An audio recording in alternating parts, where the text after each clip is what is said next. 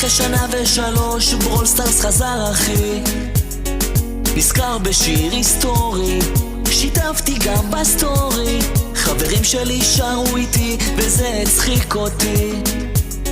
זה שיר עם ים מורשת, אז בוא נשבור את הרשת. איזה טוב הוא ליאון, עדיין לא קולט, תראו איך הוא רזה, הטבור שלו בולט, מפעיל לו את האולטי ויוצא מהשיחים, ואז הוא מתגנב ומפרק את האויבים. או ליאון, הכי כיף איתו, קורע את השאודאון, אין אף דמות כמותו. כשאתה עם ליאון אתה הופך להיות שחקן, הוא נגד כל דמות והוא מוציא אותה כזה קטן. אחלה של ליאון, גרילנדה פיניטו, דמות אגדית בינינו, וכיף